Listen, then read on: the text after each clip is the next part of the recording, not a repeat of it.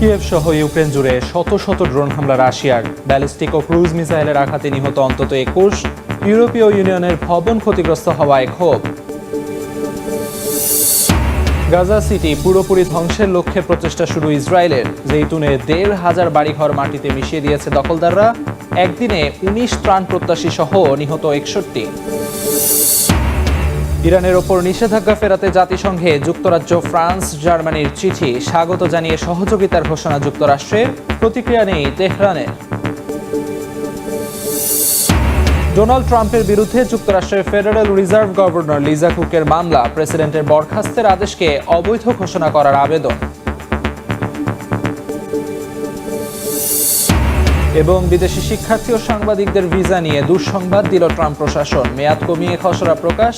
কঠোরতায় প্রতিবন্ধকতা সৃষ্টির শঙ্কায় বিশ্লেষকরা। রাতভর ইউক্রেনে ব্যাপক ড্রোন ও ক্ষেপণাস্ত্র হামলা চালিয়েছে রাশিয়া। এক রাতে ৬০০-র বেশি ড্রোন ও ৩০টির বেশি ব্যালিস্টিক ও ক্রুজ মিসাইল নিক্ষেপ করেছে মস্কো। এতে নিহত হয়েছেন অন্তত ২১ জন, যাদের মধ্যে ৪ জন শিশু। ক্ষতিগ্রস্ত হয়েছে ইউরোপীয় ইউনিয়নের একটি ভবনও। ঘটনাটি ঘিরে ক্ষোভ প্রকাশ করেছেন ইউরোপীয় নেতারা। ভোররাতে ড্রোন ও ক্ষেপণাস্ত্রের একের পর এক বিস্ফোরণে কেঁপে ওঠে ইউক্রেনের রাজধানী কিয়েভ সহ বেশ কয়েকটি শহর। ইউক্রেনীয় সেনারা জানায়, এক রাতেই রাশিয়া ছুড়েছে ৬০০-র বেশি ড্রোন ও ৩০টির বেশি ব্যালিস্টিক ও ক্রুজ মিসাইল। এই হামলায় শিশুসহ নিহত হন বেশ কয়েকজন। আহতদের মধ্যে অনেকের অবস্থাই আশঙ্কাজনক। একাধিক ভবন ধসে পড়ে এবং ধ্বংসস্তূপে আটকা পড়ে অনেকে। স্থানীয় কর্মকর্তাদের আশঙ্কা নিহতদের সংখ্যা আরও বাড়তে পারে। ইউক্রেনের বিমান বাহিনীর দাবি, ৫৬৩টি ড্রোন ও ২৬টি মিসাইল প্রতিহত করেছে তারা। হামলায় ক্ষতিগ্রস্ত হয়েছে ইউরোপীয় ইউনিয়নের একটি ভবনও। ইউরোপীয় ইউনিয়ন কমিশনের প্রধান উর্সুলা ভন ডের লেয়েন বলেছেন, ভবনের ৫০ মিটারের মধ্যে ২০ সেকেন্ডের ব্যবধানে দুটি রুশ মিসাইল আঘাত হানে। তিনি এই হামলাকে বর্বরতা আখ্যায়িত করে বলেন, এমন আঘাত কেবল ইউক্রেন নয়, গোটা ইউরোপের নিরাপত্তার উপর হুমকি সৃষ্টি করছে। পাল্টা আঘাত হেনেছে ইউক্রেনও। দেশটি দাবি করেছে তারা রাশিয়ার ভেতরে অন্তত ২টি তেল শোধনাগারে আঘাত হেনেছে। দক্ষিণ রাশিয়ার ক্রাসনোদার ও সামারা অঞ্চলের শোধনাগারগুলো ক্ষতিগ্রস্ত হয়েছে। রুশ বাহিনী জানিয়েছে তাদের প্রতিরক্ষা ব্যবস্থা ১০০-র বেশি ইউক্রেনীয় ড্রোন ভূপাতিত করেছে। জ্বালানি অবকাঠামোতে এমন ক্ষতি রাশিয়ার যুদ্ধ পরিচালনার সামর্থ্যকে দীর্ঘমেয়াদে চাপের মুখে ফেলতে পারে বলে মত বিশ্লেষকদের। প্রেসিডেন্ট ভলোদিমির জেলেনস্কি এই হামলার তীব্র নিন্দা জানিয়েছেন এবং নিহতদের পরিবারের প্রতি সমবেদনা জানিয়েছেন। তার ভাষ্যমতে, রাশিয়া প্রমাণ করেছে তারা আলোচনা নয় বরং আগ্রাসনের পথই বেছে নিয়েছে। তিনি আন্তর্জাতিক সম্প্রদায়কে রাশিয়ার উপর কঠোর নিষেধাজ্ঞা আরোপের আহ্বান জানান।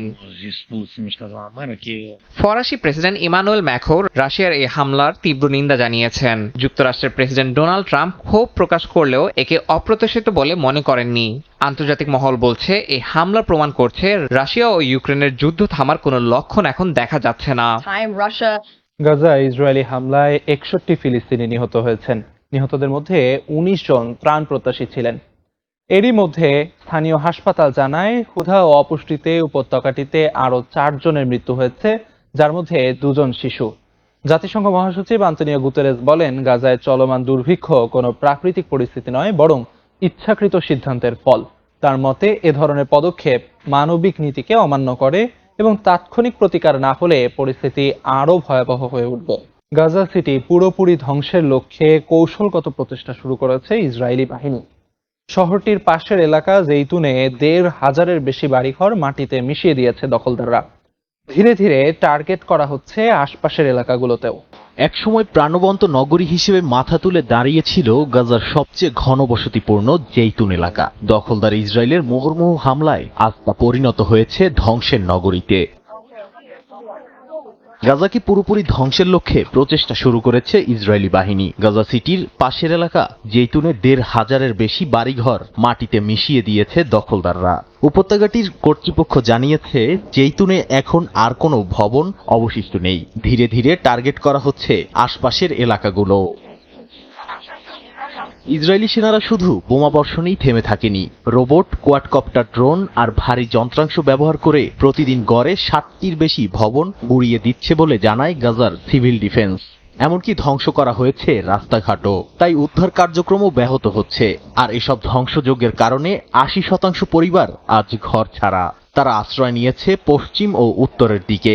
শুধু জেইতুন নয়, গাজা সিটির সাবরা সহ বেশ কয়েকটি এলাকা মিলিয়ে আগস্টের 6 তারিখ থেকে এ পর্যন্ত 1000-এর বেশি ভবন ধ্বংস হয়েছে। উপত্যকাটির উত্তর থেকে দক্ষিণে 10 লাখের বেশি মানুষকে ঠেলে দেওয়ার লক্ষ্যে ইসরায়েলের মন্ত্রিসভা আগস্টের শুরুতেই গাজা সিটিকে পূর্ণ দখলের অনুমোদন দেয়। আর এই পরিকল্পনার অংশ হিসেবেই একের পর এক ভবন গুঁড়িয়ে দিচ্ছে দখলদাররা। স্থানীয়দের মতে হামাসকে নির্মূল করাই ইসরায়েলের একমাত্র লক্ষ্য নয়, তারা গাজার সমাজ ব্যবস্থাও ধ্বংস করতে চায়। যুক্তরাজ্য, ফ্রান্স ও জার্মানি আবারও ইরানের ওপর জাতিসংঘের নিষেধাজ্ঞা ফিরিয়ে আনার প্রক্রিয়া শুরু করেছে। তেহরানের পারমাণবিক কর্মসূচি ঘিরে উত্তেজনা তীব্র হওয়ায় ইউরোপের এই 3 দেশ স্থানীয় সময় বৃহস্পতিবার স্ন্যাপব্যাক ব্যবস্থা সক্রিয় করে নিরাপত্তা পরিষদে চিঠি পাঠিয়েছে। এই ধারা অনুযায়ী 30 দিনের মধ্যে যদি নতুন কোনো সমঝোতা না হয় তবে স্বয়ংক্রিয়ভাবে আগের নিষেধাজ্ঞা কার্যকর হয়ে যাবে। যুক্তরাষ্ট্র এই পদক্ষেপকে স্বাগত জানিয়েছে এবং নিষেধাজ্ঞা কার্যকরে সহযোগিতা করার ঘোষণা দিয়েছে। জাতিসংঘ নিরাপত্তা পরিষদের অনুমোদিত 2015 সালের চুক্তির আওতায় ইরানের ওপর আরোপিত বড় ধরনের অর্থনৈতিক নিষেধাজ্ঞা প্রত্যাহার করা হয়েছিল। বিনিময়ে পারমাণবিক কর্মসূচি সীমিত রাখার প্রতিশ্রুতি দিয়েছিল দেশটি, কিন্তু পশ্চিমা দেশগুলোর মতে ইরান শর্ত ভঙ্গ করেছে এবং এখন আর আলোচনার কোনো অগ্রগতি হচ্ছে না। চুক্তির শর্ত ভঙ্গের অভিযোগে নতুন করে শাস্তিমূলক ব্যবস্থা নিতে যাচ্ছে ইউরোপের অন্যতম প্রধান 3 দেশ যুক্তরাজ্য, ফ্রান্স ও জার্মানি। ইউরোপীয় দেশগুলোর অভিযোগ, ইরান বেসামরিক প্রয়োজনের তুলনায় অনেক বেশি পরিমাণে উচ্চমাত্রায় সমৃদ্ধ ইউরেনিয়াম মজুত করেছে, যা কেবল সামরিক উদ্দেশ্যে ব্যবহৃত হতে পারে। তারা মনে করছে এটি আন্তর্জাতিক শান্তি ও নিরাপত্তার জন্য সরাসরি হুমকি। এই কারণে স্থানীয় সময় বৃহস্পতিবার ইউরোপের এই 3 দেশ স্ন্যাপব্যাক ব্যবস্থা সক্রিয় করে নিরাপত্তা পরিষদে চিঠি পাঠিয়েছে। এই ধারা অনুযায়ী 30 দিনের মধ্যে যদি নতুন কোনো সমঝোতা না হয় তবে স্বয়ংক্রিয়ভাবে আগের নিষেধাজ্ঞা কার্যকর হয়ে যাবে। ব্রিটিশ পররাষ্ট্র মন্ত্রী ডেভিড লেমি জানিয়েছেন, সম্প্রতি শর্ত সাপেক্ষে নিষেধাজ্ঞা শিথিলের সময় বাড়ানোর প্রস্তাব দেওয়া হয়েছিল, কিন্তু ইরান সেই শর্ত মানতে কোনো বাস্তব পদক্ষেপ নেয়নি। এতে বাধ্য হয়ে ইউরোপীয় মিত্ররা এই পদক্ষেপ নিয়েছে বলে জানানো হয়। এরই মধ্যে যুক্তরাষ্ট্র এই পদক্ষেপকে স্বাগত জানিয়েছে এবং নিষেধাজ্ঞা কার্যকরে সহযোগিতা করার ঘোষণা দিয়েছে। তবে একই সঙ্গে সরাসরি আলোচনার দরজা খোলা রেখেছে যুক্তরাষ্ট্র, যাতে দীর্ঘমেয়াদে ইস্যুটির শান্তিপূর্ণ সমাধান খোঁজা যায়।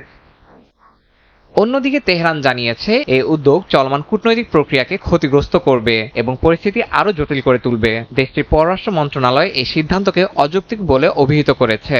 জানানো হয়, ইরান সর্বোচ্চ সংযম ও কূটনৈতিক প্রচেষ্টা চালিয়েছে চুক্তি টিকিয়ে রাখার জন্য।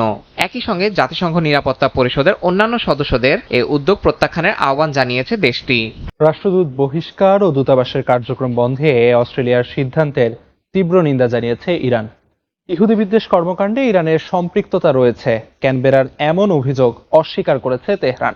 এই পদক্ষেপকে অন্যায্য ও কূটনৈতিক প্রথার পরিপন্থী আখ্যা দিয়ে পাল্টা প্রতিক্রিয়ার হুঁশিয়ারি দিয়েছে ইরানের পররাষ্ট্র মন্ত্রণালয়। এর জেরে অস্ট্রেলীয় পররাষ্ট্রমন্ত্রী জানান, দীর্ঘ তদন্ত শেষে এই সিদ্ধান্ত নিয়েছে সরকার। আলবানিজ প্রশাসনের সিদ্ধান্তকে স্বাগত জানিয়েছে ইসরায়েল। সিডনি ও মেলবোর্নে ইহুদি উপাসনালয়ে অগ্নিসংযোগের অভিযোগ তুলে সম্প্রতি ইরানের রাষ্ট্রদূত আহমদ সাদিকিকে বহিষ্কারের ঘোষণা দেয় অস্ট্রেলিয়া। 7 দিনের মধ্যে রাষ্ট্রদূত ও 3 কর্মকর্তাকে দেশ ছাড়ার নির্দেশ দেওয়া হয়। এ সিদ্ধান্তের পর বুধবার প্রথমবার গণমাধ্যমের সামনে দেখা গেছে আহমদ সাদিকিকে। ক্যানবেরায় ইরানি দূতাবাস ছাড়ার সময় অস্ট্রেলীয়দের প্রতি ভালোবাসা প্রকাশ করেন তিনি। এদিকে অস্ট্রেলিয়া সরকারের এই পদক্ষেপের তীব্র প্রতিক্রিয়া জানিয়েছে ইরান। ইহুদি বিদ্বেষ কর্মকাণ্ডে ইরানের সম্পৃক্ততার এমন অভিযোগ অস্বীকার করেছে তেহরান। রাষ্ট্রদূত বহিষ্কারের সিদ্ধান্তকে অন্যায্য ও কূটনৈতিক প্রথার পরিপন্থী আখ্যা দিয়ে পাল্টা প্রতিক্রিয়ার হুঁশিয়ারি দিয়েছে দেশটির পররাষ্ট্র মন্ত্রণালয়। বিবৃতিতে বলা হয়, ইহুদি বিদ্বেষ পশ্চিমা ও ইউরোপীয়দের রাজনৈতিক হাতিয়ার, যা বহু বছর ধরে ব্যবহার করে আসছে। এভাবে পশ্চিমারা ফিলিস্তিন দখল, জাতিবিদ্বেষ ও গণহত্যা থেকে মনোযোগ সরানোর চেষ্টা করছে। এদিকে ইরানি পররাষ্ট্রমন্ত্রী আব্বাস আরাকচি অস্ট্রেলিয়ার প্রধানমন্ত্রী অ্যান্থনি আলবানিজকে দুর্বল নেতা হিসেবে আখ্যা দিয়েছেন। এর পরিপ্রেক্ষিতে অস্ট্রেলীয় পররাষ্ট্রমন্ত্রী পেনি ওং জানান, দীর্ঘ তদন্ত শেষে এই সিদ্ধান্ত নিয়েছে সরকার। একই সঙ্গে ইরান স্পষ্টভাবেই সীমা অতিক্রম করেছে বলেও মন্তব্য করেন তিনি। এদিকে আলবানিজ প্রশাসনের সিদ্ধান্তকে স্বাগত জানিয়েছে ইসরায়েল। এই টানাপোড়েনে 5 দশকেরও বেশি সময় ধরে চলা দুই দেশের কূটনৈতিক সম্পর্ক কার্যত ভেঙে পড়ছে বলে মনে করছেন বিশ্লেষকরা। তবে অস্ট্রেলিয়া ইরান উত্তেজনা নতুন নয়, দেশ দুটি বারবার ঘাত প্রতিঘাতের মধ্য দিয়ে গেছে। 60-এর দশকে ইউরেনিয়াম বাণিজ্য, শীতল যুদ্ধ, ইসলামী বিপ্লব, ইরান ইরাক যুদ্ধ, পরমাণু কর্মসূচি ও বন্দি কূটনীতির নানা ধাপ অতিক্রম করেছে। 2015 সালের পরমাণু চুক্তিতে উষ্ণতা ফিরলেও ট্রাম্প প্রশাসনের প্রত্যাহারে আবারও ভেঙে পড়ে। মার্কিন প্রেসিডেন্ট ডোনাল্ড ট্রাম্পের বিরুদ্ধে মামলা করেছেন যুক্তরাষ্ট্রের federal reserve governor Liza cook. প্রেসিডেন্টের বরখাস্তের আদেশকে অবৈধ ঘোষণা করার আবেদন জানিয়েছেন তিনি। সম্প্রতি যুক্তরাষ্ট্রের ফেডারেল রিজার্ভ গভর্নর লিসা কুককে অপসারণের নির্দেশ দিয়েছিলেন মার্কিন প্রেসিডেন্ট ডোনাল্ড ট্রাম্প। গৃহঋণ জালিয়াতির অভিযোগ ঘিরে এই সিদ্ধান্ত নেওয়া হয়েছিল। সামাজিক মাধ্যম ট্রুথ সোশ্যালে প্রকাশিত এক চিঠিতে ট্রাম্প জানান, সংবিধান ও 1913 সালের ফেডারেল রিজার্ভ আইনের অধীনে তিনি কুককে তাৎক্ষণিকভাবে বরখাস্ত করেছেন। এমন সিদ্ধান্তের পর ট্রাম্পের বিরুদ্ধে মামলা দায়ের করেছেন কুক। মার্কিন আদালতে দায়ের করা মামলায় কুক বলেছেন, সংবিধান ও ফেডারেল রিজার্ভ আইন অনুযায়ী তাকে সরানোর কোনো বৈধ কারণ নেই। অন্যদিকে হোয়াইট হাউস বলছে, কুক মর্গেজ সংক্রান্ত নথিতে ভুয়া তথ্য দিয়েছেন বলে বিশ্বাস করার যথেষ্ট কারণ রয়েছে। তাই প্রেসিডেন্ট বৈধ ক্ষমতা প্রয়োগ করে অপসারণের ঘোষণা দেন। লিসা কুক মার্কিন কেন্দ্রীয় ব্যাংকিং বোর্ডের 7 সদস্যের একজন এবং সুদের হার নির্ধারণে 12 সদস্যের কমিটিতে গুরুত্বপূর্ণ ভূমিকা রাখেন। সম্প্রতি তিনি চেয়ারম্যান জেরোম পাওয়েলের সঙ্গে মিলে সুদের হার অপরিবর্তিত রাখার পক্ষে ভোট দেন। ট্রাম্প দীর্ঘদিন ধরে সুদের হার কমাতে চাপ দিয়ে আসছেন। আইন বিশেষজ্ঞরা মনে করছেন, মামলাটি শেষ পর্যন্ত সুপ্রিম কোর্ট পর্যন্ত গড়াতে পারে, কারণ ফেডারেল রিজার্ভ আইন কোনো গভর্নরকে ইচ্ছামতো সরানোর ক্ষমতা প্রেসিডেন্টকে দেয় না। প্রমাণিত কারণ ছাড়া বরখাস্ত করা হলে তা কেন্দ্রীয় ব্যাংকের স্বাধীনতার উপর বড় ধরনের হস্তক্ষেপ হিসেবে দেখা হবে। বিদেশি শিক্ষার্থী ও সাংবাদিকদের মার্কিন ভিসা নিয়ে দুঃসংবাদ দিল ট্রাম্প প্রশাসন। শিক্ষার্থীদের ভিসার মেয়াদ সর্বোচ্চ 4 বছর আর সাংবাদিকদের ভিসার মেয়াদ 240 দিন করা হবে উল্লেখ করে একটি খসড়া প্রকাশ করা হয়েছে। এদিকে 50 লাখ মার্কিন ডলার বিনিয়োগ করলে স্থায়ীভাবে যুক্তরাষ্ট্রে থাকার অনুমতি মিলবে বলে জানিয়েছেন বাণিজ্যমন্ত্রী হাওয়ার্ড লুটনিক। যুক্তরাষ্ট্রে বৈধ অভিবাসনী আরো কঠোরতা আনতে শিক্ষার্থী, সাংস্কৃতিক বিনিময় কর্মসূচির অংশগ্রহণকারী এবং বিদেশি গণমাধ্যম কর্মীদের ভিসার মেয়াদ সীমিত করার পরিকল্পনা নিয়েছে ট্রাম্প প্রশাসন। স্থানীয় সময় বুধবার প্রকাশিত নতুন খসড়া নিয়মে বলা হয়, শিক্ষার্থী ও বিনিময় কর্মীদের ভিসার মেয়াদ সর্বোচ্চ 4 বছর হবে। সাংবাদিকদের ভিসা, যা আগে কয়েক বছর পর্যন্ত কার্যকর থাকতো, তা কমিয়ে 240 দিন করা হবে। চীনের নাগরিকদের ক্ষেত্রে এই মেয়াদ হবে 90 দিন। তবে ভিসাধারীরা মেয়াদ বৃদ্ধির জন্য আবেদন করতে পারবেন বলে জানা গেছে। এ নিয়ে গণমাধ্যমে প্রকাশিত প্রতিবেদনে বলা হয়, 2024 সালে যুক্তরাষ্ট্রে প্রায় 16 লাখ আন্তর্জাতিক শিক্ষার্থী এফ ভিসায় অবস্থান করেছেন। এছাড়া প্রায় 3,55,000 সাংস্কৃতিক বিনিময় অংশগ্রহণকারী এবং 13,000 বিদেশি সাংবাদিক যুক্তরাষ্ট্রে ভিসা পেয়েছিলেন। ট্রাম্প প্রশাসনের দাবি, যুক্তরাষ্ট্রে অবস্থানকালে ভিসাধারীদের কার্যক্রম ভালোভাবে তদারকি ও নজরদারি করতে এই পরিবর্তন আনা জরুরি। এছাড়া এই প্রস্তাবের উপর জনগণকে 30 দিনের মধ্যে মতামত দেওয়ার সুযোগ দেওয়া হবে বলেও জানা গেছে। এর আগে 2020 সালে ট্রাম্প প্রশাসন একই ধরনের একটি প্রস্তাব দিয়েছিল। তবে 2021 সালে তৎকালীন ডেমোক্র্যাট প্রেসিডেন্ট জো বাইডেনের প্রশাসন তা প্রত্যাহার করে নেয়। এদিকে নতুন এই পদক্ষেপ কার্যকর হলে যুক্তরাষ্ট্রে অবস্থানরত আন্তর্জাতিক শিক্ষার্থী, বিনিময় কর্মী ও বিদেশি সাংবাদিকদের জন্য নতুন প্রতিবন্ধকতা তৈরি হবে বলে আশঙ্কা করছেন বিশ্লেষকরা। আগে যেখানে নমনীয়ভাবে অবস্থান বাড়ানো যেত, সেখানে এখন তাদের মেয়াদ বাড়াতে আলাদা করে অবস্থান করতে হবে বলেও জানান তারা। শুধু বিদেশি শিক্ষার্থী ও সাংবাদিকদের মার্কিন ভিসা নিয়ে দুঃসংবাদ দিয়ে ক্ষান্ত হচ্ছে না মার্কিন প্রশাসন। ভিসা নীতিতেও বড় পরিবর্তনের আভাস দিয়েছে তারা। এ বিষয়ে ফক্স নিউজকে দেওয়া সাক্ষাৎকারে বাণিজ্যমন্ত্রী হাওয়ার্ড লুটনিক বলেন, পাল্টে যাচ্ছে H-1B ভিসা, বদলে যাচ্ছে গ্রিন কার্ডও। এর বদলে আসছে গোল্ড কার্ড, যেখানে সবচেয়ে যোগ্য আর সেরা মানুষদের বেছে আমেরিকায় নেওয়া হবে। প্রস্তাবিত গোল্ড কার্ড স্কিমে অন্তত 50 লাখ মার্কিন ডলার বিনিয়োগ করলে স্থায়ীভাবে যুক্তরাষ্ট্রে থাকার অনুমতি মিলবে। লুটনিকের দাবি, এরই মধ্যে 2.5 লাখ মানুষ এই প্রোগ্রামের অপেক্ষা করছেন, যা বাস্তবায়ন হলে $1.25 ট্রিলিয়ন রাজস্ব আসবে মার্কিন অর্থনীতিতে। ভারতে বাংলাভাষীদের বাংলাদেশি আখ্যা দিয়ে নির্যাতনের অভিযোগ তুলে বিজেপিকে উৎখাতের ডাক দিয়েছেন পশ্চিমবঙ্গের মুখ্যমন্ত্রী মমতা বন্দ্যোপাধ্যায়। বাঙালিদের নিয়ে রাজনীতি হচ্ছে বলেও অভিযোগ করেন তিনি। 2026 সালে বিধানসভা নির্বাচন ঘিরে উত্তপ্ত পশ্চিমবঙ্গ। রাজ্যের মুখ্যমন্ত্রী ও তৃণমূল কংগ্রেস সভানেত্রী মমতা বন্দ্যোপাধ্যায় অভিযোগ করেছেন, নির্বাচনের আগে বিজেপি বাংলা ভাষাভাষীদের লক্ষ্য করে রাজনৈতিক প্রতিহিংসা চালাচ্ছে। তিনি বলেন, বাংলাদেশি আখ্যা দিয়ে বাংলার গরিব মানুষকে হেনস্থা করা হচ্ছে। আমরা চলবো নতুন করে, বাংলা গাইবে নতুন সুরে। 1947 সালের দেশভাগের যন্ত্রণা আসলে পশ্চিমবঙ্গ ও পাঞ্জাবের মানুষই বেশি বহন করছেন বলে মন্তব্য করেন তিনি। যতই চক্রান্ত করো, কোনো লাভ হবে না। সারা ভারতবর্ষ থেকে 500টা টিম নিয়ে এসছে বিজেপি। বাড়ি বাড়ি সার্ভে করছে কার কার নাম বাদ দেওয়া যায়। সবাই যার নিজের নিজের এলাকায় লক্ষ্য রাখবেন, কেউ সার্ভে করতে আসলে কখনো নিজের ডিটেলস বলবেন না। কলকাতার ধর্মতলার মেয়র রোডে তৃণমূল ছাত্র পরিষদের প্রতিষ্ঠা দিবসে প্রধান অতিথি হিসেবে বক্তব্য দেন মমতা। এ সময় বিজেপিকে কড়া ভাষায় আক্রমণ করেন দলের সর্বভারতীয় সাধারণ সম্পাদক অভিষেক বন্দ্যোপাধ্যায়। তিনি দাবি করেন 2026 সালের নির্বাচনে বিজেপি পশ্চিমবঙ্গে 50টিরও বেশি আসন পাবেন না। আমরা যদি 69 লক্ষ জব কার্ড হোল্ডারের স্বার্থে লড়াই করতে পারি, তাহলে 10 কোটি বঙ্গবাসীকে যারা বাংলাদেশি বলেছে তাদের যোগ্য জবাব দিতে এবং প্রতিশোধের রাজনীতি তুলতে গণতান্ত্রিক ভাবে সমষ্টিগতভাবে পথে লড়াইয়ের আন্দোলনের রাস্তাও বেছে নেব। বিজেপির বন্ধুদের আজকেই 28-এর মঞ্চ থেকে হুঁশিয়ারি করে দিয়ে যাচ্ছি। 2011 সাল থেকে রাজ্যে ক্ষমতায় রয়েছে তৃণমূল। দলটির বিরুদ্ধেও দুর্নীতি, অনুপ্রবেশকারীদের সহায়তা এবং নানা অনিয়মের অভিযোগ তুলেছে বিজেপি। ভারতের প্রধানমন্ত্রী নরেন্দ্র মোদী, ক্ষমতাসীন বিজেপি ও নির্বাচন কমিশন একজোট হয়ে ভোট চুরি করেছে বলে অভিযোগ করেছেন কংগ্রেস নেতা রাহুল গান্ধী। বৃহস্পতিবার বিহারে এক সমাবেশে অংশ নিয়ে এ মন্তব্য করেন তিনি। বিহারের বিধানসভা নির্বাচনে বিজেপিকে ভোট চুরি করতে দেয়া হবে না বলেও মন্তব্য করেন রাহুল গান্ধী।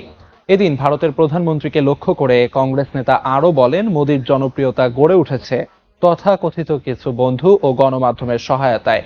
বিহারে কংগ্রেসের ভোটার অধিকার যাত্রা মিডিয়ায় প্রচার পাচ্ছে না বলেও অভিযোগ করেন তিনি। এদিনও মোটরসাইকেল র্যালিতে অংশ নেন রাহুল গান্ধী। ভারতের অগ্নি 5 ক্ষেপণাস্ত্র পরীক্ষা দক্ষিণ এশিয়ার নিরাপত্তা ভারসাম্যকে নতুন চ্যালেঞ্জে ফেলেছে। এই ক্ষেপণাস্ত্র পাকিস্তান ছাড়াও চীনের কৌশলগত লক্ষ্যবস্তুকে নিশানায় রাখতে সক্ষম। অন্যদিকে পাকিস্তান নিজেদের প্রতিরক্ষা ব্যবস্থা জোরদারে কাজ করলেও অর্থনৈতিক সীমাবদ্ধতার কারণে ভারতের সঙ্গে তাল মেলাতে পারছে না।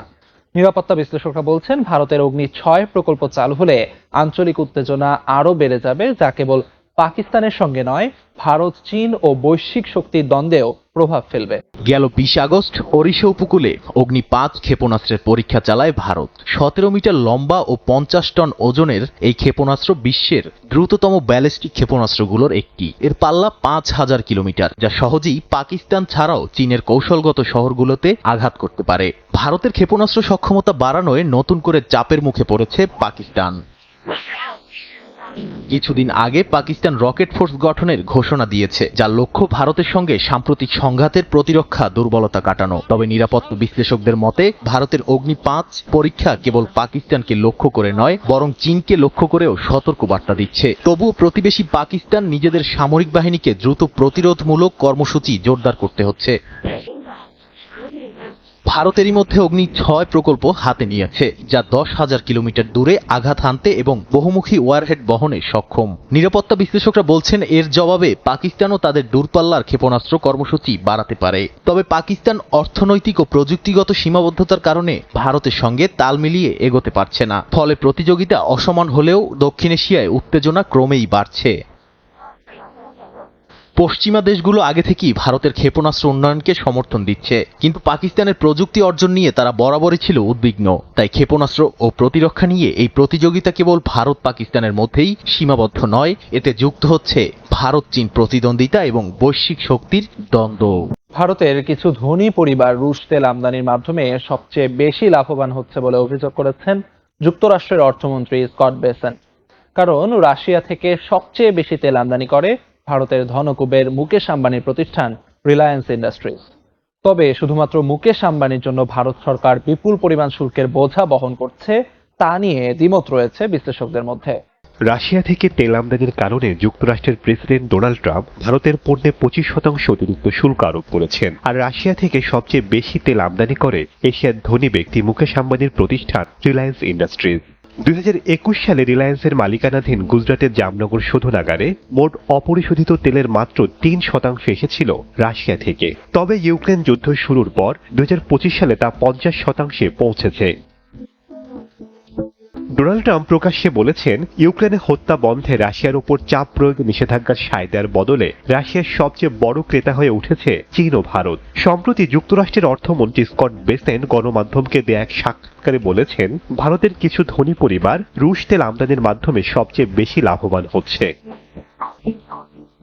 2023 সালের ফেব্রুয়ারি থেকে 2025 সালের জুলাই পর্যন্ত জামনগর রিফাইনারি থেকে সারা বিশ্বে রপ্তানি হয়েছে $85.9 বিলিয়ন পরিশোধিত তেল। এর মধ্যে $36 বিলিয়ন তেল গেছে রাশিয়াকে নিষেধাজ্ঞা দেয়া দেশগুলোতে। শুধু ইউরোপীয় ইউনিয়নে রপ্তানি হয়েছে প্রায় $19.7 বিলিয়ন এবং যুক্তরাষ্ট্রে $6.3 বিলিয়ন মূল্যের পরিশোধিত তেল। একটি কোম্পানির লাভের জন্য এই বিপুল পরিমাণ শুল্কের বোঝা বহন করছে ভারত সরকার, এ বিষয়ে দ্বিমত রয়েছে বিশ্লেষকদের মধ্যে। অনেকেই প্রশ্ন ছুড়ে দিয়েছেন, দেশের মানুষের চেয়ে কি মুকেশ আম্বানির স্বার্থের প্রতি গুরুত্ব দিচ্ছে মোদী সরকার? আবার কেউ কেউ ডোনাল্ড ট্রাম্পের এই শুল্ককে সম্পূর্ণ ধাপ্পাবাজি বলে অভিহিত করেছেন। কারণ চীন রাশিয়ার সবচেয়ে বড় তেল আমদানিকারক হওয়া সত্ত্বেও যুক্তরাষ্ট্র চীনের বিরুদ্ধে কোনো পদক্ষেপ নিচ্ছে না।